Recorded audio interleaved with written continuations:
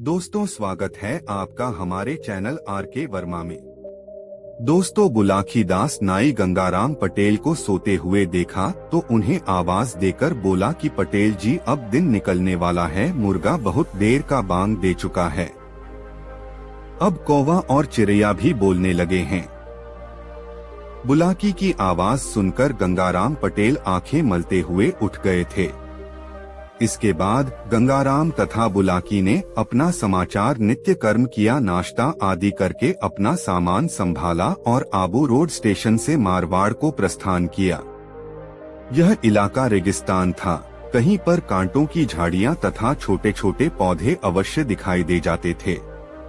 कहीं कहीं कुछ लोग भेड़ बकरियों को चलाते हुए नजर आ रहे थे। अधिकांश लोग ऊंटों पर सवार होकर चलते थे।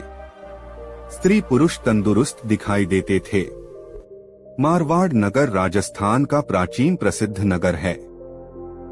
यह कभी मारवाड़ प्रदेश की राजधानी थी।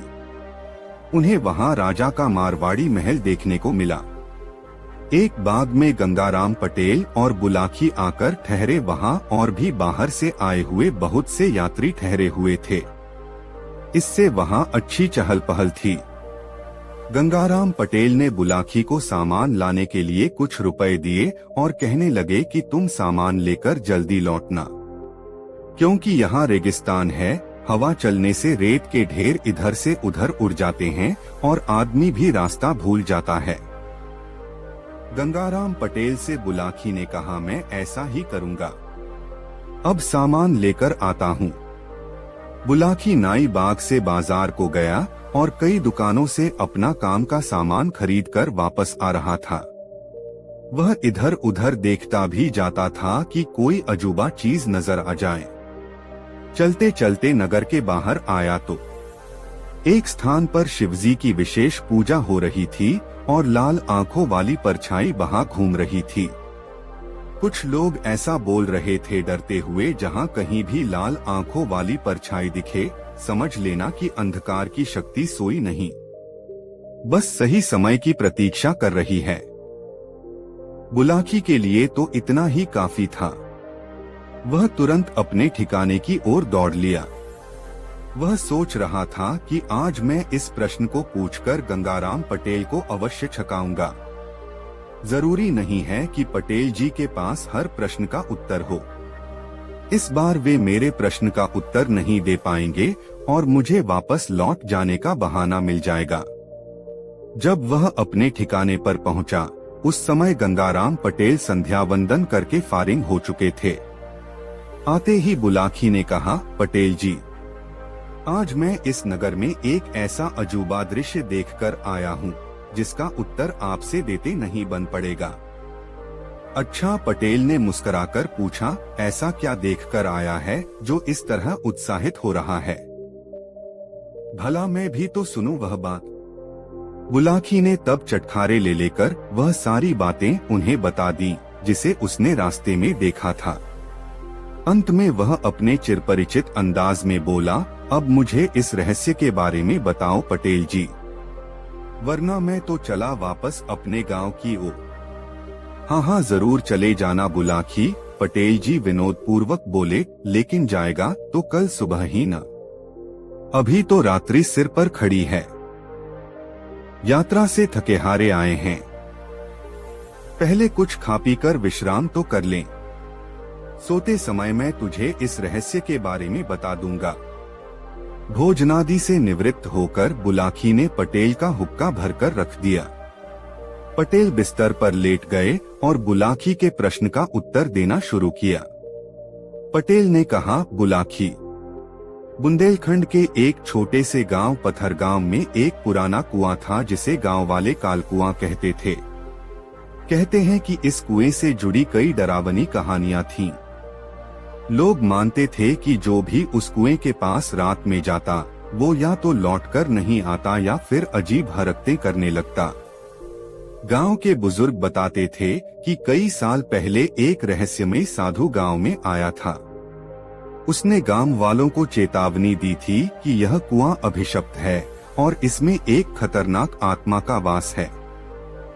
लोगों ने उसकी बातों को पहले तो मजाक में लिया, लेकिन जब गांव में एक के बाद एक 3 लोग अचानक लापता हो गए, तब गांव वालों को यकीन हुआ कि कुछ गड़बड़ जरूर है।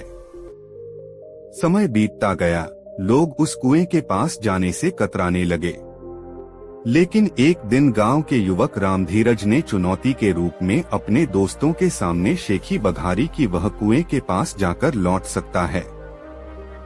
दोस्तों ने उसे समझाया, पर रामधीरज नहीं माना।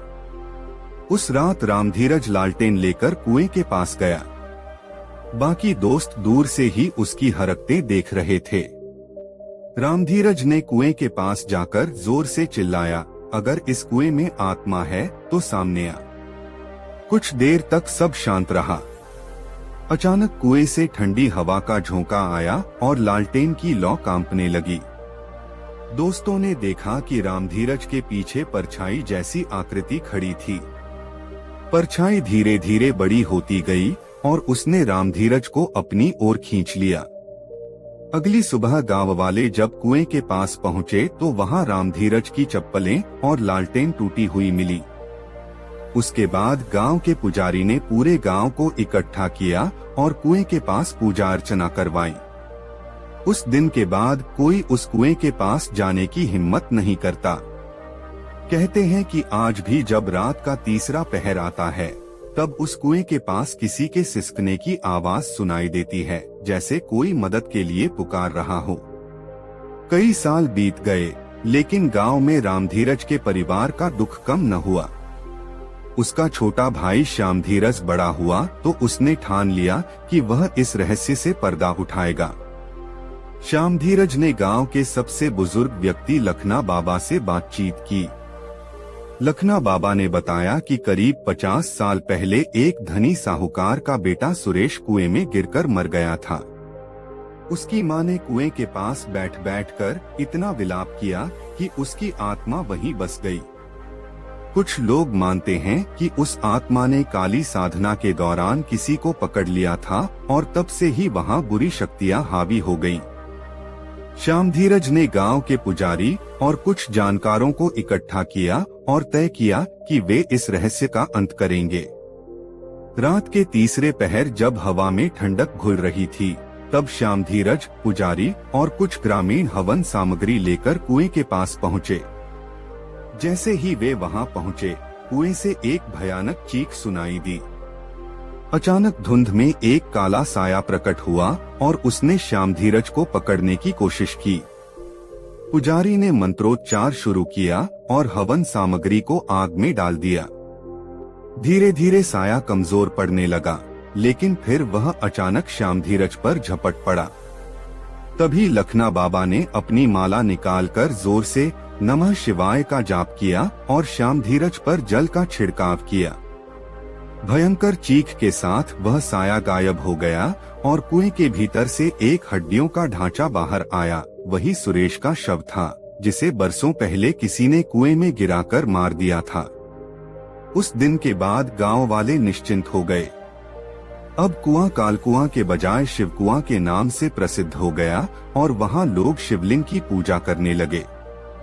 लेकिन इस कहानी का अंत यही नहीं हुआ।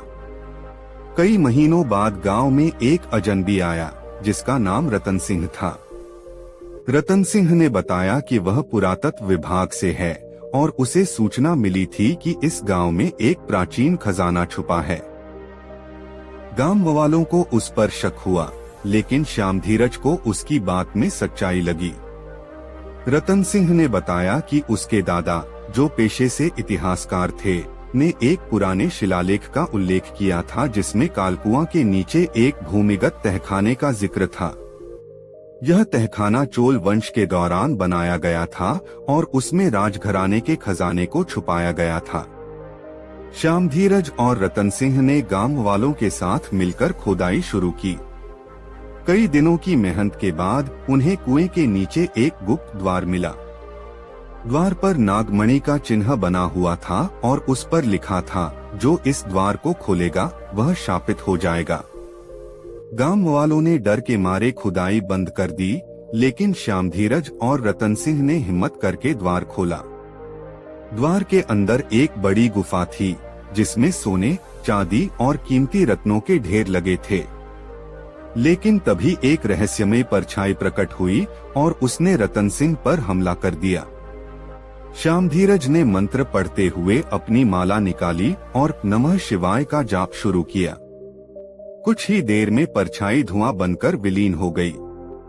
गांव वालों ने उस खजाने का आधा हिस्सा मंदिर में चढ़ा दिया और आधा हिस्सा गांव के विकास कार्यों में खर्च किया।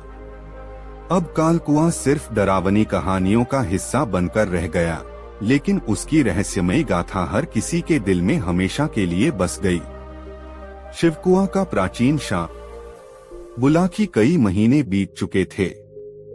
गांव वालों ने खजाने का कुछ हिस्सा गांव के विकास में लगा दिया था, जिससे गांव पहले से ज्यादा संपन्न और खुशहाल हो गया था।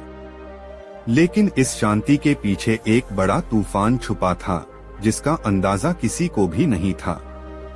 गांव वाले की गलती।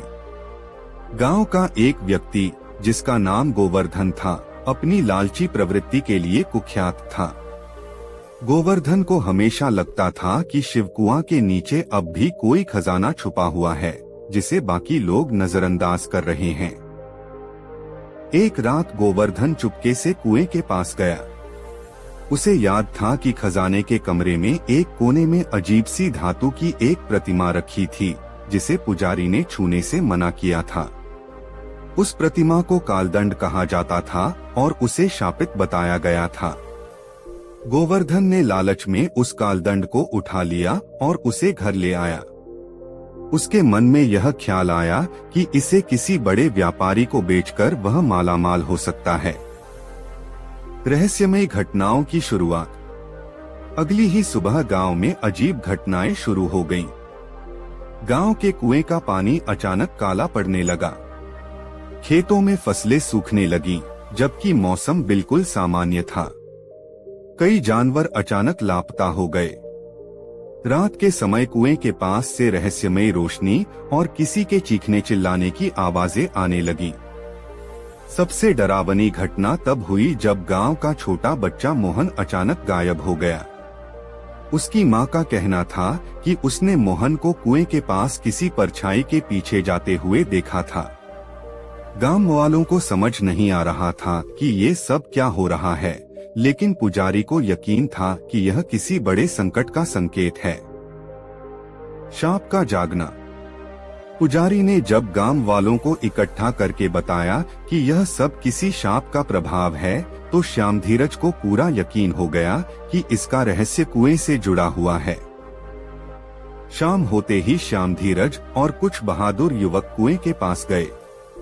उन्होंने देखा कि कुएं के किनारे एक भयानक आकृति दिखाई दे रही थी, काले धुएं से बनी एक डरावनी परछाई, जिसकी लाल आंखें अंगारे की तरह जल रही थीं। वह परछाई धीरे धीरे गांव की ओर बढ़ रही थी। यह शाप जाग चुका है, पुजारी ने कांपती आवाज में कहा। गोवर्धन की कबूलनामा। गांव वालों ने जब भयभीत होकर पुजारी से इसका हल पूछा, तब गोवर्धन खुद सामने आ गया। उसने कांपते हुए बताया कि उसने कालदंड चुरा लिया था।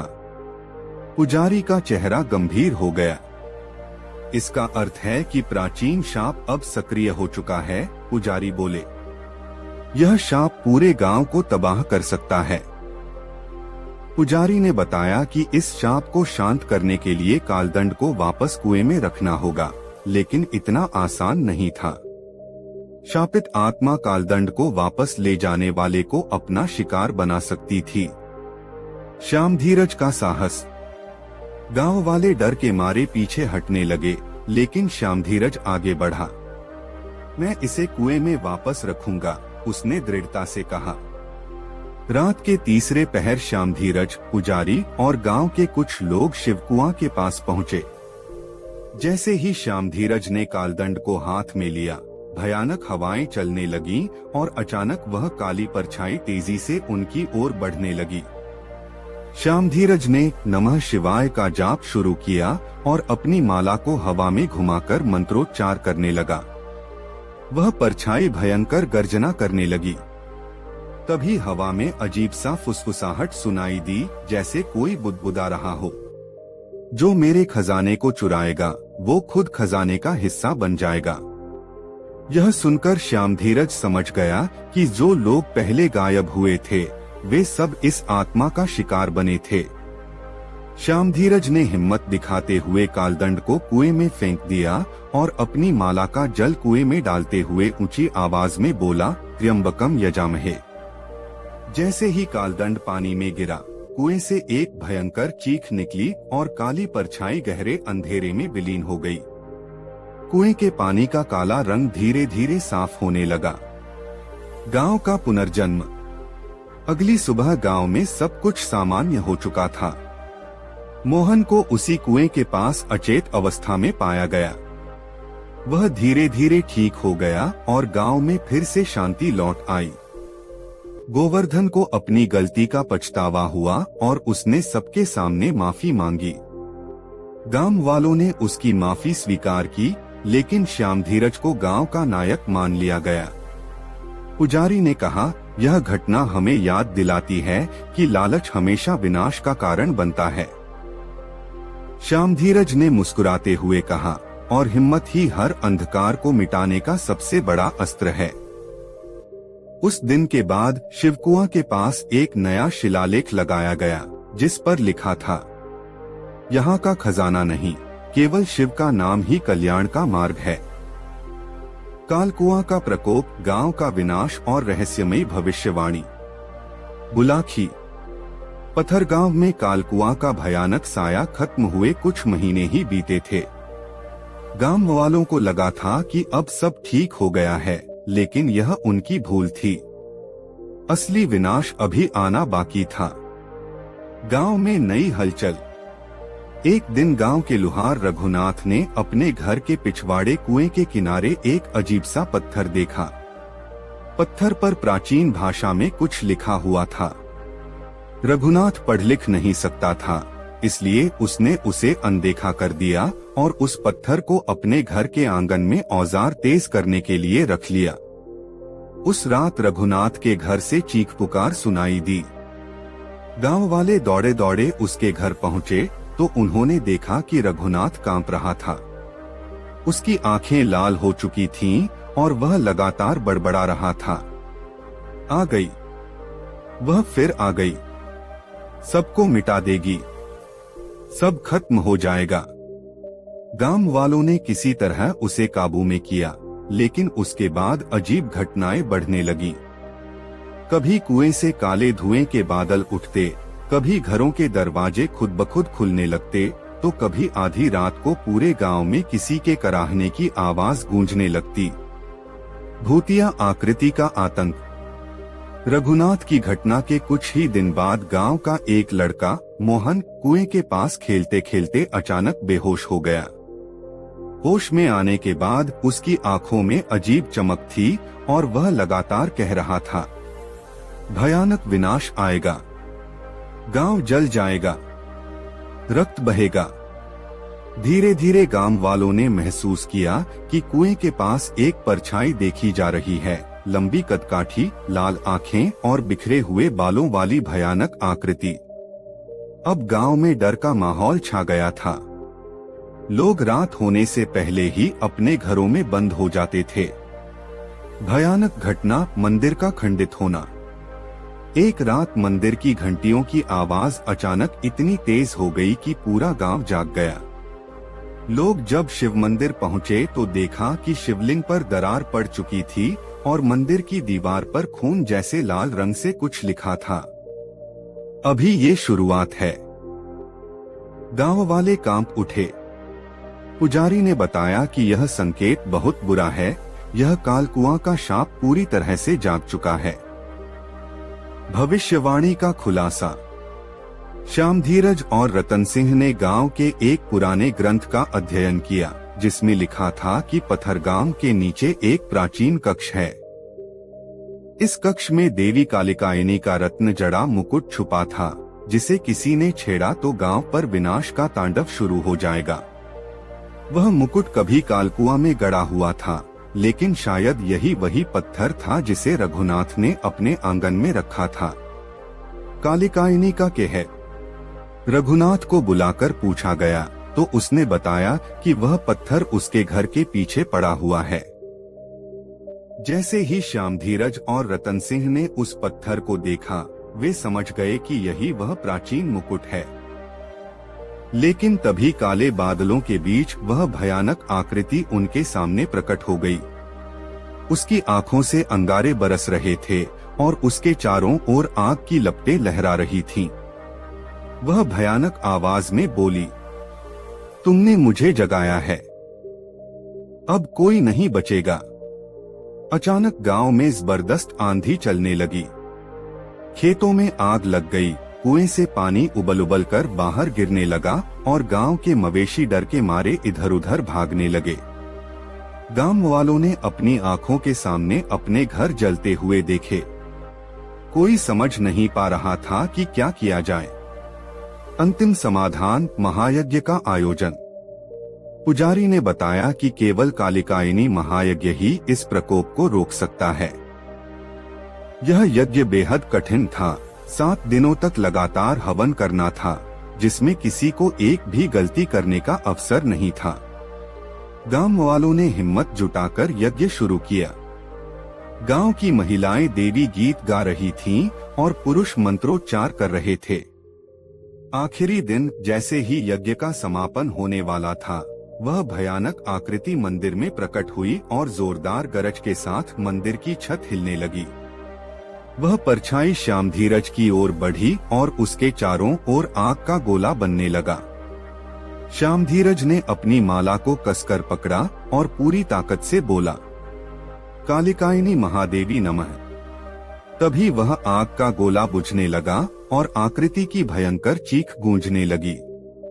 उसकी लाल आंखें बुझने लगीं, बाल जलने लगे और वह धुएं में बदलकर हवा में गायब हो गई।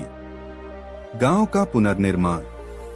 इस घटना के बाद गांव वालों ने देवी कालिकायनी की प्रतिमा को ससम्मान मंदिर में स्थापित किया और हर साल विशेष पूजा का आयोजन करने लगे।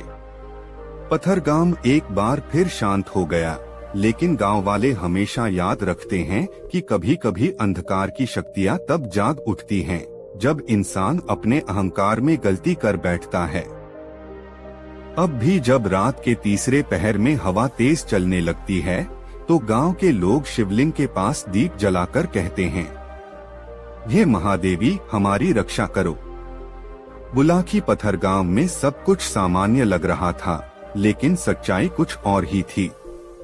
भले ही देवी कालिकायनी के महायज्ञ के बाद गांव में शांति लौट आई थी, मगर अंधकार की शक्तियां पूरी तरह समाप्त नहीं हुई थीं। गांव वाले इस बात से अनजान थे कि कालिकायनी का शाप अभी पूरी तरह समाप्त नहीं हुआ था, बल्कि वह अब पहले से कहीं अधिक भयानक रूप में लौटने वाला था। अचानक गायब होने वाले लोग। यज्ञ के कुछ महीनों बाद गांव में अजीब घटनाएं फिर से शुरू होने लगी। सबसे पहले रतन सिंह के चाचा धर्मपाल रहस्यमय तरीके से गायब हो गए। उनके घर के बाहर अजीब से जलते हुए चिन्ह बने हुए थे, जो किसी प्राचीन भाषा में कुछ संकेत देते थे। कुछ ही दिनों बाद रघुनाथ की पत्नी भी बिना कोई निशान छोड़े लापता हो गई। गांव वाले डर के मारे अब शाम होते ही घरों में बंद हो जाते थे। फिर एक दिन गांव का एक लड़का गोपाल कुएं के पास खेलते हुए गायब हो गया। अब गांव के लोगों को समझ में आ गया कि कालकुआं का प्रकोप फिर लौट आया है। भूतपूर्व साधु का रहस्य। श्याम धीरज और रतन सिंह ने तय किया कि वे इस रहस्य का पता लगाकर ही रहेंगे। उन्होंने लखना बाबा से बातचीत की, लेकिन लखना बाबा ने सिर्फ इतना कहा, इस बार प्रकोप को रोकना असंभव है, गांव का विनाश तय है। जब श्याम धीरज ने जिद की, तब लखना बाबा ने एक गुप्त कथा सुनाई। कई साल पहले एक तांत्रिक भैरवनाथ ने इसी गांव के पास एक शक्तिशाली साधना की थी। उस साधना के दौरान उसने काली शक्तियों को बुलाकर एक शापित ग्रंथ रचा था, जिसमें देवी कालिकायनी के शाप का रहस्य लिखा था। भैरवनाथ को देवी के कोप का शिकार होना पड़ा और उसकी आत्मा कालकुआं में कैद हो गई। ग्रंथ की खोज।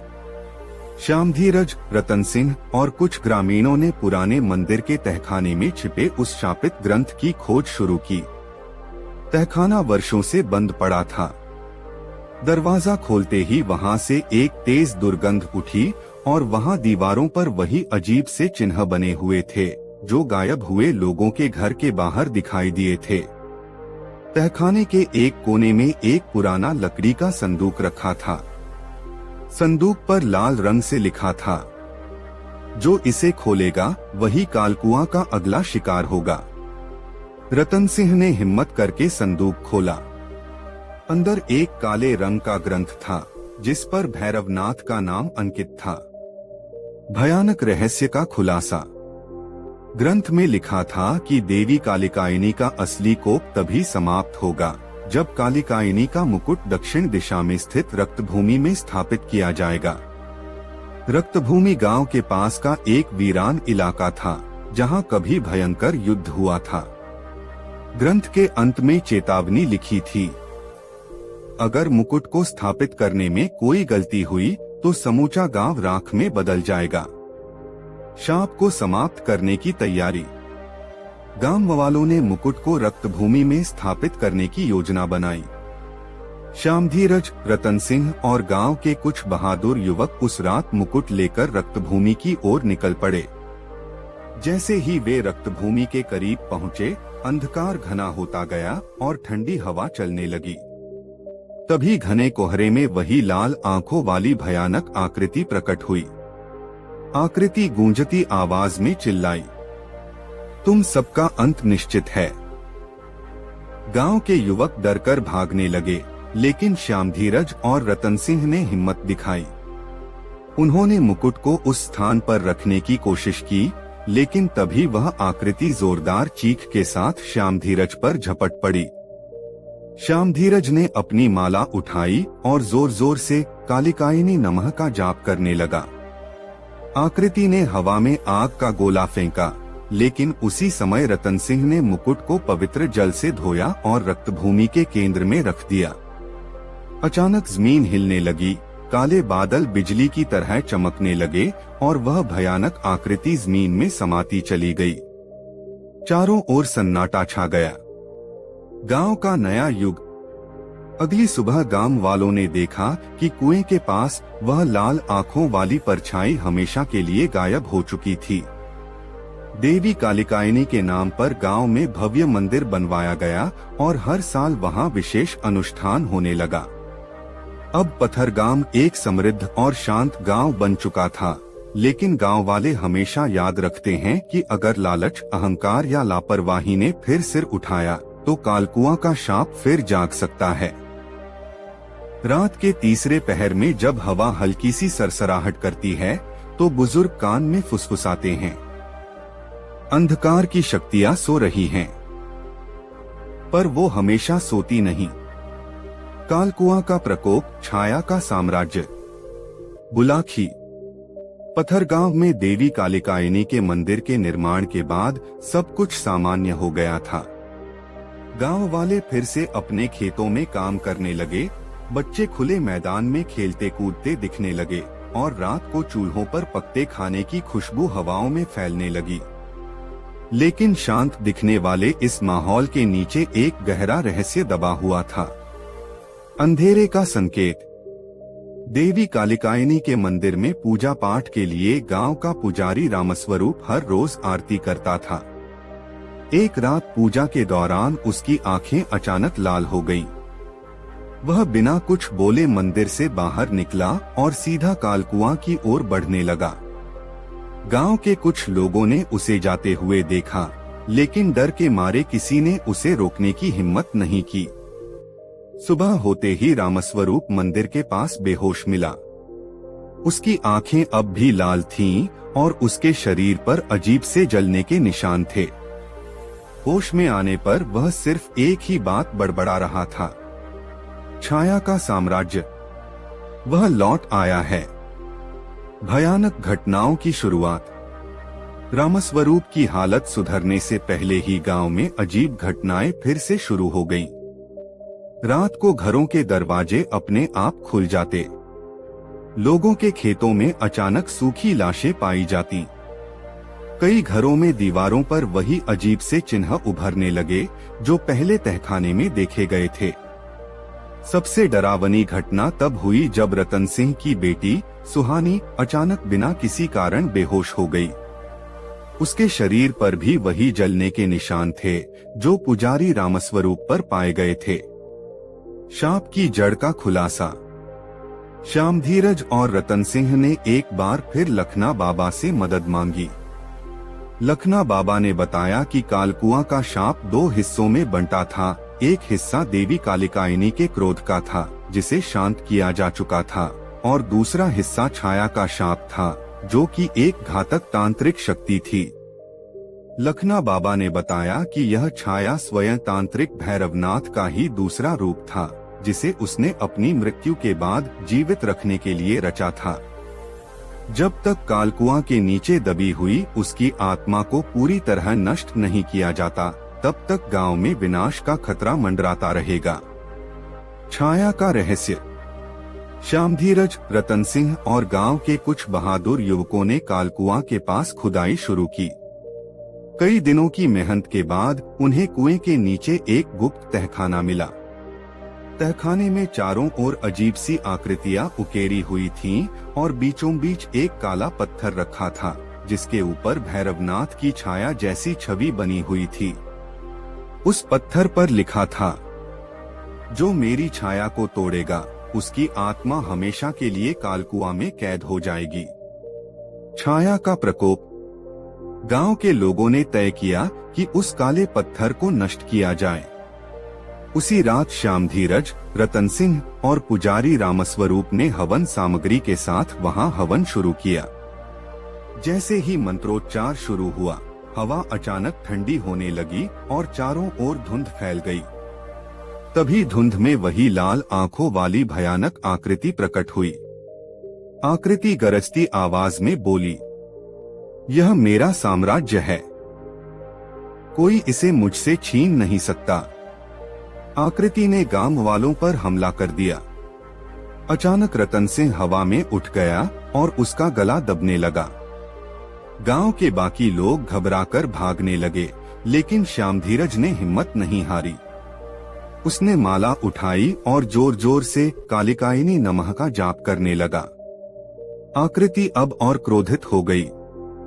उसके विकराल रूप ने अपना राक्षसी चेहरा दिखाया और कालकुआं से भयंकर आग की लपटें उठने लगी। अंतिम संघर्ष। श्यामधीरज ने साहस बटोरकर जलता हुआ दीपक उठाया और कालकुआं के पास पड़े काले पत्थर पर फेंक दिया। जैसे ही दीपक काले पत्थर पर गिरा, एक जोरदार धमाका हुआ और पत्थर टुकड़ों में बिखर गया। आकृति दर्दनाक चीख के साथ धुआं बनकर हवा में विलीन हो गई। उसी समय आकाश में बादल छंट गए और एक दिव्य प्रकाश कालिकायनी मंदिर पर चमकने लगा। श्यामधीरज ने थके हुए स्वर में कहा, अंधकार समाप्त हो गया, हमेशा के लिए। पथरगाम की नई सुबह। सुबह होते ही गांव वालों ने देखा कि कालकुआं पूरी तरह सूख चुका था और उसके पास एक विशाल शिवलिंग प्रकट हुआ था। गांव वालों ने उस शिवलिंग के चारों ओर एक भव्य मंदिर बनवाया। आज पथरगाम की हर गली में दीप जलते हैं और हर घर में देवी कालिकायनी और भगवान शिव की पूजा होती है। लेकिन जब भी हवा में हल्की सी सरसराहट होती है, गांव के बुजुर्ग अब भी कानों में फुसफुसाते हैं, अंधकार की शक्तियां मरी नहीं हैं, वो सिर्फ सो रही हैं। पथरगांव में भले ही कालकुआं का शाप खत्म हो चुका था, लेकिन श्यामधीरज, रतन सिंह और गांव के लोग इस बात से अनजान थे कि एक और भयावह रहस्य उनकी ओर बढ़ रहा था। नई मुसीबत का संकेत। पथरगांव के मंदिर में अब रोज सुबह शाम भव्य आरती होती थी। गांव के लोग पहले से ज्यादा खुशहाल और सुरक्षित महसूस करने लगे थे। लेकिन एक दिन जब पुजारी रामस्वरूप मंदिर के गर्भगृह में दीपक जलाने गए, तो उन्होंने देखा कि शिवलिंग के ठीक सामने एक बड़ा पुराना दर्पण पड़ा था। वह दर्पण धूल और जाले से ढका हुआ था। पुजारी ने उसे हटाने की कोशिश की, लेकिन दर्पण इतना भारी था कि हिल भी नहीं पाया। उन्होंने सोचा कि शायद यह दर्पण मंदिर के निर्माण के समय छूट गया होगा और उसे वहां से हटाने का काम टाल दिया। उसी रात गांव में एक अजीब घटना घटी। रात का खौफनाक मंजर। आधी रात के समय रतन सिंह के घर के आंगन में जोरदार धमाका हुआ। सभी लोग जाग गए और बाहर दौड़े आए। वहां एक गाय घायल अवस्था में पड़ी थी और उसके शरीर पर अजीब से चिन्ह बने हुए थे, वही चिन्ह जो पहले कालकुआं के तहखाने में मिले थे। दूसरे दिन मंदिर में जब पूजा का समय हुआ तो पुजारी ने देखा कि वह पुराना दर्पण अब शिवलिंग के ठीक सामने सीधा खड़ा था। दर्पण पर लाल रंग के हाथों के निशान थे और उसके बीचों बीच किसी स्त्री की परछाई दिखाई दे रही थी। दर्पण का रहस्य। श्यामधीरज और रतन सिंह को जब इस घटना का पता चला तो वे तुरंत लखना बाबा के पास पहुंचे। लखना बाबा ने आंखें बंद की और ध्यान में बैठ गए। कुछ देर बाद उन्होंने आंखें खोली और कहा, यह कोई साधारण दर्पण नहीं है। यह तांत्रिक भैरवनाथ का आत्मदर्पण है। इसकी छाया में जो भी आता है उसकी आत्मा कैद हो जाती है। लखना बाबा ने आगे बताया कि जब भैरवनाथ ने कालकुआं पर तंत्र क्रिया की थी तब उसने इस दर्पण को विशेष शक्ति देकर वहां स्थापित किया था। उसकी योजना थी कि उसके मरने के बाद भी वह इस दर्पण के माध्यम से जीवित रह सके। यह दर्पण नष्ट करना आसान नहीं है, लखना बाबा ने चेतावनी दी। जो भी इसे तोड़ने की कोशिश करेगा उसकी आत्मा उसी में कैद हो जाएगी। गांव पर छाया संकट। उस रात गांव में एक के बाद एक 3 लोग लापता हो गए। गंगाराम पटेल, बुलाखीराम नाई और राम खिलावन। अगली सुबह उनके घरों में अजीब से धुंधले चित्र पाए गए जिनमें उन तीनों के चेहरे दर्पण के भीतर नजर आ रहे थे। अब श्यामधीरज, रतन सिंह और लखना बाबा ने तय किया कि उन्हें उस दर्पण का नाश करना ही होगा। आत्मदर्पण का सामना। अगली रात जब गांव पर घना अंधेरा छा गया तब श्यामधीरज, रतन सिंह, लखना बाबा और पुजारी रामस्वरूप मंदिर पहुंचे। मंदिर के अंदर घुसते ही उन्होंने देखा कि दर्पण में एक भयानक चेहरा दिखाई दे रहा था, वही भैरवनाथ की आत्मा जो दर्पण के भीतर जीवित थी। उसके लाल आंखें चमक रही थीं और वह ठहाका मारते हुए बोला, मेरी शक्ति अमर है। मुझसे टकराने वाले सब इसी दर्पण में समा जाएंगे। इतना कहकर भैरवनाथ की परछाई दर्पण से बाहर निकल आई और उसने पुजारी रामस्वरूप को पकड़ लिया। उसकी आंखें सफेद हो गईं और उसका शरीर अकड़ने लगा। कालिकायनी नमः। लखना बाबा ने जोर से मंत्र पढ़ा और जलती हुई माला को हवा में घुमाया। दर्पण में से भयानक धुआं निकलने लगा, लेकिन भैरवनाथ की आत्मा और शक्तिशाली होती गई। भैरवनाथ का अंत। श्यामधीरज ने साहस करके दर्पण के सामने रखे जल के कलश को उठाया और उसमें से पवित्र गंगाजल दर्पण पर छिड़क दिया। दर्पण में भयंकर कंपन होने लगी और उसकी सतह पर दरारें पड़ गईं। लेकिन तभी दर्पण से एक भयानक साया निकला और रतन सिंह को अपनी चपेट में ले लिया। नहीं, श्यामधीरज ने पूरी ताकत लगाकर अपने हाथ में पकड़ी माला को दर्पण पर दे मारा। दर्पण के टूटते ही एक भयंकर चीख गूंजी और भैरवनाथ की आत्मा आग में जलकर राख हो गई। उसी समय गंगाराम, बुलाखीराम और राम खिलावन मंदिर के द्वार पर बेहोश पड़े मिले। नया सवेरा। उस रात के बाद से पथरगांव में दोबारा कोई रहस्यमय घटना नहीं घटी। गांव वालों ने आत्मदर्पण के बचे हुए टुकड़ों को इकट्ठा कर उन्हें गंगा में प्रवाहित कर दिया। अब पथरगांव में हर साल कालिकायनी जयंती पर एक भव्य मेला लगता है, जिसमें लोग देवी का आशीर्वाद लेने दूर दूर से आते हैं।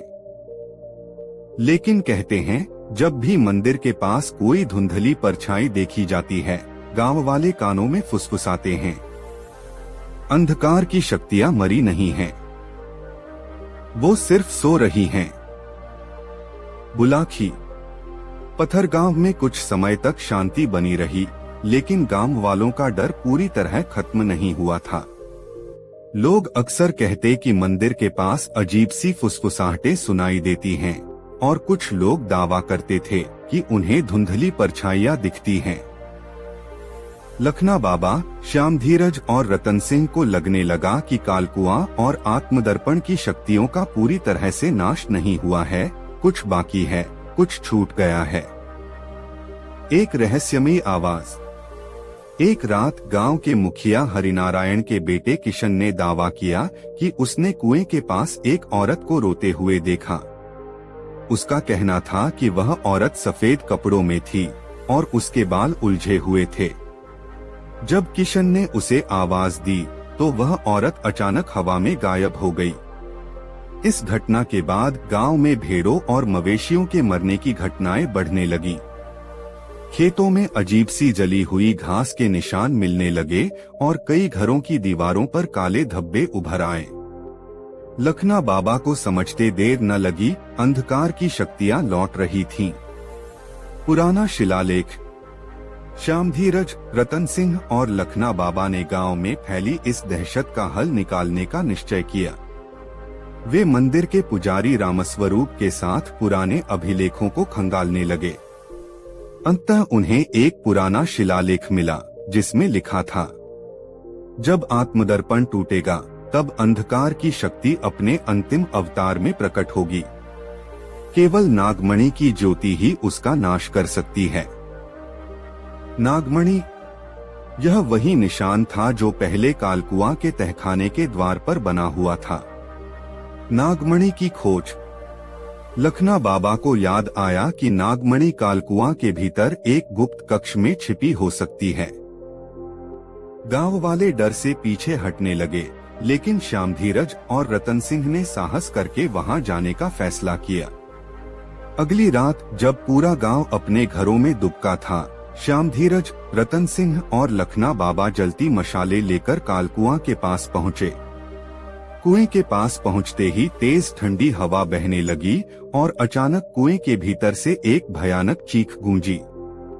इस बार ये आत्मा बहुत शक्तिशाली हो चुकी है। लखना बाबा ने धीरे से कहा। वे कुएं के भीतर सीढ़ियों के सहारे उतरे। नीचे पहुंचते ही उन्हें एक गहरा तहखाना दिखाई दिया, जिसके बीचों बीच एक पीले रंग का नागमणि चिन्ह चमक रहा था। जैसे ही श्याम धीरज ने उस पर हाथ रखा, तहखाने की दीवारें कांपने लगीं और सामने एक भयानक आकृति प्रकट हुई। यह वही भैरवनाथ की अंतिम शक्ति थी, जो अब विकराल राक्षस के रूप में खड़ी थी। उसकी आंखें अंगारे जैसी जल रही थीं और उसके चारों ओर काले धुएं का भंबर उठ रहा था। तुम सबका अंत अब निश्चित है, भैरवनाथ की आवाज गूंजी। अंधकार का युद्ध। भैरवनाथ ने अपने हाथ से एक ज्वाला छोड़ी जो रतन सिंह की ओर बढ़ी। रतन सिंह मुश्किल से बच पाया। जल्दी नागमणि उठाओ, लखना बाबा ने चिल्लाया। श्याम धीरज ने कांपते हाथों से नागमणि उठाई। उसके उठाते ही नागमणि तेज रोशनी से चमक उठी और उसकी किरणें भैरवनाथ पर पड़ी। भैरवनाथ जोर जोर से चीखने लगा, लेकिन वह पूरी तरह समाप्त नहीं हुआ। मंत्र का जाप करो, लखना बाबा चिल्लाए। श्याम धीरज और रतन सिंह ने मिलकर तेज आवाज में मंत्रोच्चार किया। ह्रीं क्लीं नागाय नमः। नागमणि से तेज सुनहरी ज्योति फूटी और भैरवनाथ का शरीर भयंकर चीख के साथ राख में बदल गया। गांव का नया सवेरा। अगली सुबह पथरगांव में पहली बार हल्की बारिश हुई और गांव की हवाओं में शांति महसूस हुई। खेतों में नई हरियाली दिखाई देने लगी और जो घर काले धब्बों से भरे थे, वे अब साफ हो चुके थे। गांव वालों ने नागमणि को गांव के मंदिर में स्थापित कर दिया, जिसे अब शिवनाग मंदिर के नाम से जाना जाने लगा। श्याम धीरज और रतन सिंह गांव के नायक बन गए और लखना बाबा ने उन्हें आशीर्वाद देते हुए कहा, जब तक सत्य और साहस रहेगा, अंधकार की शक्तियां फिर से सिर नहीं उठा पाएंगी। पथरगाम के लोग आज भी हर साल नागमणि महोत्सव मनाते हैं, जिसमें शिवजी की विशेष पूजा होती है। लेकिन कहते हैं, जहां कहीं भी लाल आंखों वाली परछाई दिखे, समझ लेना कि अंधकार की शक्ति सोई नहीं, बस सही समय की प्रतीक्षा कर रही है। हे बुलाखी नाई, तुम यही घटना आज देखकर आए हो और पथरगाम का इतिहास हमारी सोच से भी ज्यादा बड़ा है, इसलिए अब सो जाओ, रात अधिक हो गई है, सवेरे जल्दी जागना है। दोस्तों, कहानी कैसी लगी कमेंट में जरूर बताएं। दोस्तों, काशी यात्रा में गंगाराम पटेल और बुलाखीराम नाई ने दिन भर की यात्रा समाप्त कर एक नए नगर में प्रवेश किया। वहां उन्होंने ठहरने के लिए एक उचित स्थान की खोज की और वहीं रैन बसेरा करने का निश्चय कर लिया। और पटेल ने बुलाखी को पैसे देकर शहर में भोजन का सामान लेने भेज दिया और स्वयं अपनी दिनचर्या को निपटाने में व्यस्त हो गए। बुलाखी इस बार भी लौटा और एक नई खबर उसके पास तैयार थी। पटेल जी ने पूछा, क्या बात है भाई बुलाखी, तू आज फिर किसी चिंता में पड़ गया ऐसा लगता है। उसने सोचा इस खबर को पटेल को अभी सुनाऊंगा तो पटेल जी यह कहकर टाल देंगे कि रात्रि होने दे, भोजन करने के पश्चात बिस्तर पर लेटते समय तुझे तेरी बात का उत्तर दे दूंगा। इसलिए उसने वह बात उस समय पटेल को नहीं बताई। वह बात को पेट में डाले रहा। जब वे दोनों भोजन करके निवृत्त हो गए तब बुलाखी ने बात छेड़ी, पटेल जी, आज भी इस शहर में मैं एक नई घटना देख आया हूँ।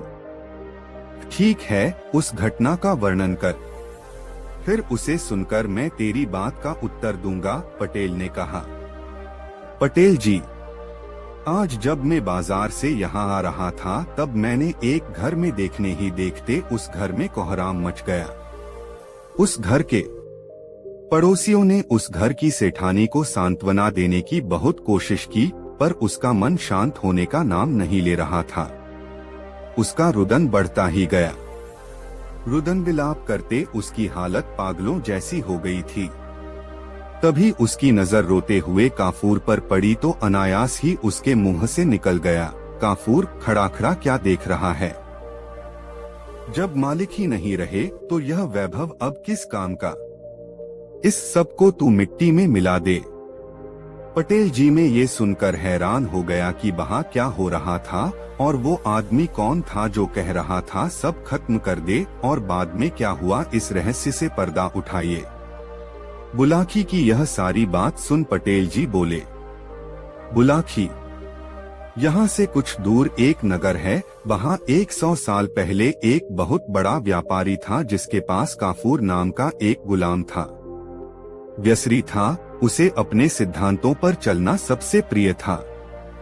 उसकी देखा देखी काफूर ने भी अपना एक सिद्धांत बना लिया। उसका सिद्धांत था 6 महीने में एक छोटा सा झूठ और 12 महीने में एक बार कोई बड़ा झूठ बोलना।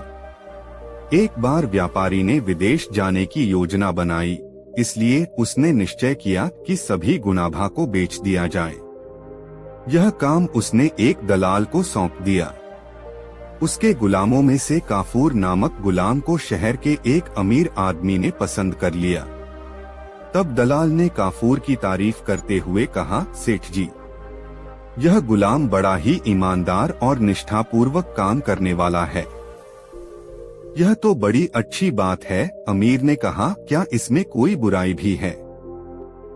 बस छोटी सी एक ही बुराई है सेठ जी की यह सिद्धांतवादी है। सिद्धांतवादी होना तो कोई बुरी बात नहीं है। इसमें क्या बुराई है? सेठ और अधिक खुश हुआ, मैं खुद सिद्धांतवादी हूँ और मेरा यह सिद्धांत है कि मैं बिना जांचे परखे कभी गुलाम नहीं खरीदता, और जब गुलाम को खरीद लेता हूँ तो उसके सुख दुख का पूरा ख्याल रखता हूँ। अब तुम मुझे इस गुलाम का सिद्धांत बताओ, क्या सिद्धांत है इसका? जवाब दलाल के बजाय गुलाम ने स्वयं दिया, मालिक, मेरा सिद्धांत यह है कि मैं 6 महीने में एक बार एक छोटा सा झूठ बोलता हूँ और 12 महीने में एक बार बड़ा झूठ बोलता हूँ। बस यह सुनकर व्यापारी खिलखिलाकर हंस पड़ा और बोला, बस इतनी सी बात है, मुझे कोई ऐतराज नहीं है। झूठ कौन नहीं बोलता? हम लोगों को तो हर रोज ढेरों झूठ बोलना पड़ता है। झूठ के बिना तो व्यापार चल ही नहीं सकता। व्यापारी ने दलाल को गुलाम की कीमत अदा की और उसे अपने साथ ले गया। काफूर बहुत मेहनती गुलाम था, साथ ही वह व्यवहार कुशल भी बहुत था। वह अपने मालिक की हर आज्ञा का पालन करता था है। व्यापारी का कठिन से कठिन काम वह चुटकी बजाते कर दिखाता था। इतना ही नहीं, कई बार तो उसने उसे संकट से भी उबारा था। उसने अपने परिश्रम और ईमानदारी से अपने मालिक और मालकिन का दिल जीत लिया। वे दोनों काफूर के व्यवहार से बहुत प्रभावित थे। इस प्रभाव का ही यह परिणाम था कि कुछ दिनों बाद ही उन्होंने काफूर को अपना निजी गुलाम बना लिया। एक बार व्यापारी के घर पर कुछ मेहमान आए हुए थे। व्यापारी ने उनके सम्मान में एक दावत का आयोजन किया। यह आयोजन व्यापारी ने अपने रंगमहल में किया था और यह स्थान शहर से बाहर था। दावत शुरू होने वाली थी कि तभी व्यापारी को ख्याल आया कि वह अपना सोने का अतरदान तो घर पर ही भूल गया है। उसने काफूर को बुलाकर उससे तुरंत घर जाकर अतरदान लेकर आने के लिए कहा। मालिक का आदेश पाकर काफूर तुरंत घर के लिए रवाना हो गया। काफूर को इस व्यापारी के यहाँ गुलामी करते हुए आज 6 महीने पूरे हो रहे थे। रास्ते में उसे याद आया कि अपने सिद्धांत के अनुसार उसे आज ही कोई छोटा सा झूठ बोलना चाहिए। काफूर को इस तरह का छोटा मोटा झूठ बोलने के लिए कोई कहानी गढ़ने में अधिक समय नहीं लगता था। अतः उसने तुरंत एक कहानी गढ़ ली। उसने रास्ते से मिट्टी उठाकर अपने शरीर पर लगा ली, सिर के बाल बिखेर लिए। फिर वह रोता पीटता घर के आंगन में जा पहुंचा तथा बिना कुछ कहे आपा पीट पीट कर विलाप करने लगा। कितना नेक था मेरा मालिक! या अल्लाह, तूने मेरे मालिक को इतनी जल्दी क्यों उठा लिया? अच्छा होता कि मालिक के बदले तू मुझे उठा लेता। अब मेरा क्या होगा? इतना कहकर वह और जोर जोर से छाती पीटने लगा।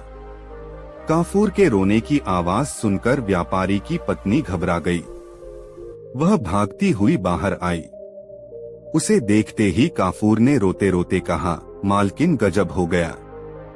मालिक रंग महल में मेहमानों के साथ बैठे हुए थे। एकाएक पीछे की दीवार उन पर गिर पड़ी। मालिक और सभी मेहमान उसके नीचे दबकर मर गए। हाय मालिक! यह सुनकर मालकिन दहाड़े मार मार कर रोने लगी। बात पता चलने पर उसकी दोनों बेटियां और पड़ोसी भी रुदन में शामिल हो गए। घर के दूसरे नौकर भी मालिक की मौत की खबर सुनकर रोने लगे। देखने ही देखते पूरे घर में कोहराम मच गया। पड़ोसियों ने सेठानी को सांत्वना देने की बहुत कोशिश की, पर उसने शांत होने का नाम नहीं लिया। उसका रुदन बढ़ता ही गया। रुदन विलाप करते उसकी हालत पागलों जैसी हो गई थी।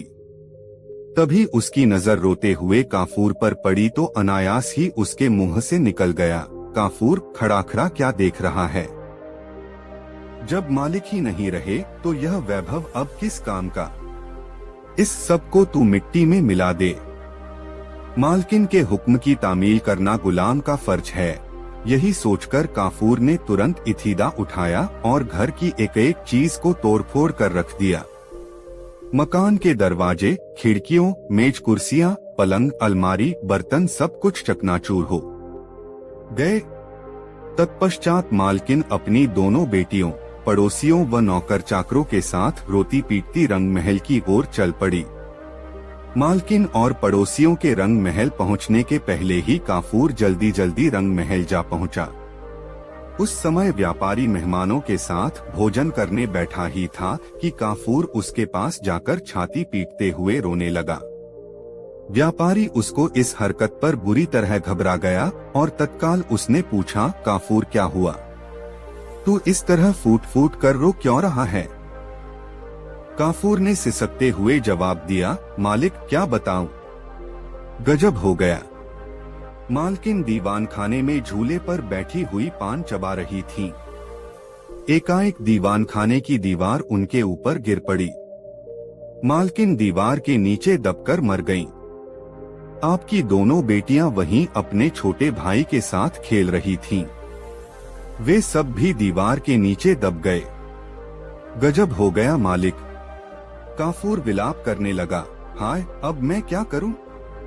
खुदा, तूने मेरी दयालु मालकिन को इतनी जल्दी क्यों उठा लिया? व्यापारी परोसी हुई थाली छोड़कर उठ गया। वह शोक से विह्वल हो उठा और जो भी चीज सामने पड़ी सबको तोड़ने फोड़ने लगा। रंग महल की कोई भी वस्तु साबुत नहीं बची। मेहमानों ने किसी तरह व्यापारी को संभाला। वे सब रोते बिलखते घर की ओर चल पड़े। अभी वे लोग कुछ ही दूर गए थे कि उन्हें सामने से सेठानी और पास पड़ोस के लोग उधर से आते हुए दिखाई दिए। दोनों तरफ की भीड़ एक दूसरे के करीब आ गई। जब व्यापारी ने सेठानी को और सेठानी ने व्यापारी को देखा तो दोनों डर के मारे कांपने लगे। भागो भागो, यह तो सेठानी का भूत है, व्यापारी चिल्लाया। बचाओ बचाओ, यह तो सेठ जी का भूत है, सेठानी बोली। इसके बाद व्यापारी और सेठानी डर के मारे बेहोश होकर गिर पड़े। व्यापारी और सेठानी के साथ आए लोगों ने उन दोनों के चेहरों पर पानी छिड़का, तब कहीं जाकर उन दोनों को होश आया। व्यापारी और उसकी पत्नी ने जब एक दूसरे से बातचीत की तब उन्हें मालूम हुआ कि यह सब काफूर की करतूत है। उन्होंने काफूर के इस झूठ के कारण हुए नुकसान और तोड़फोड़ के बारे में भी एक दूसरे को बताया। व्यापारी और सेठानी को काफूर पर बहुत गुस्सा आया। उन्होंने काफूर को डांटते हुए कहा, तूने यह घिनौनी हरकत क्यों की? आखिर तुझे इस करतूत से क्या हासिल हुआ? काफूर बोला, मालिक मैंने जो कुछ किया है अपने सिद्धांत के अनुसार ही किया है। आपको याद होगा मैंने आपसे 6 महीने में एक बार एक छोटा झूठ बोलने की बात की थी। आज मुझे आपके यहाँ गुलामी करते हुए 6 महीने पूरे हो रहे थे, इसलिए मुझे आज एक छोटा झूठ बोलना ही पड़ा। मैंने तो केवल छोटा सा झूठ बोला था, लेकिन मालकिन ने आदेश दिया तो मुझे मजबूर होकर घर का सारा सामान तोड़ना पड़ा। क्या करता, मालकिन के हुक्म का पालन करना मेरा धर्म था। व्यापारी गुस्से से बोला, नालायक, तोड़फोड़ करने से पहले तूने नुकसान के बारे में तो विचार कर लिया होता। तूने हमारा लाखों रुपए का नुकसान कर डाला और ऊपर से जबान लड़ा रहा है। मालिक आपका भी तो सिद्धांत है, जीते जागते इंसानों को गुलाम बनाकर रखना। आप एक निर्दोष एवं वफादार आदमी को जानवर की तरह जंजीरों में बांध कर रखते हैं, उसे जानवरों की तरह खरीदते और बेचते हैं। आप उस पर कोड़े बरसा सकते हैं। इतना ही नहीं, आप गुलामों की हत्या भी कर सकते हैं। जीते जागते इंसानों की पूरी जिंदगी इस प्रकार की गुलामी में ही बीत जाती है। इस अन्याय की तुलना में तो मेरी छोटी सी गलती कुछ भी नहीं है। काफूर की बातें सुनकर व्यापारी के कान खड़े हो गए। उसने सोचा, इस गुलाम का छोटा सा झूठ यदि इतना भयानक है तो बड़ा झूठ कितना विनाशकारी होगा। उसने काफूर से कहा, अब मुझे तुम्हारे जैसे गुलाम की जरूरत नहीं है। नहीं मालिक, ऐसा कैसे हो सकता है? काफूर ने जवाब दिया, आपने तो 12 महीने के लिए मुझे खरीदा है। दलाल की बही में यह शर्त दर्ज है। 12 महीने के पहले आप मुझे कैसे छोड़ सकते हैं मालिक? व्यापारी और काफूर का यह विवाद सुल्तान हारून रशीद के पास पहुंचा। उसने दोनों पक्षों की दलीलें सुनने के बाद काफूर को गुलामी से आजाद करने का आदेश दिया। इस प्रकार अपनी सूझबूझ से काफूर हमेशा हमेशा के लिए गुलामी से मुक्त हो गया। कहानी का समापन करते हुए गंगाराम पटेल ने बुलाखी नाई से कहा, बुलाखीरा, आज तू जिस दृश्य को देखकर आया था वह दृश्य उसी समय का था। अब बता, तेरी जिज्ञासा शांत हुई या नहीं? हो गई पटेल जी, बुलाकी बोला, आप तो जैसे अंतर्यामी हैं। सारी कहानी का खाका मेरी आंखों के सामने ऐसे नाच उठा जैसे यह घटना मेरे सामने ही घटित हुई हो। बस तो फिर अब सो जा, यह कहकर गंगाराम ने आंखें मूंद ली। कुछ ही देर में बुलाकीराम नाई के भी खर्राटे वहां गूंजने लगे। दोस्तों, यह कहानी आपको कैसी लगी कमेंट में जरूर बताएं। ऐसी और नई मजेदार कहानी सुनने के लिए हमारे चैनल RK वर्मा को सब्सक्राइब जरूर कर लें और यह वीडियो अपने मित्रों को जरूर शेयर करें। वीडियो देखने के लिए आपका बहुत बहुत धन्यवाद। मिलते हैं किसी अगले वीडियो में, तब तक के लिए जय श्री राधे राधे, धन्यवाद।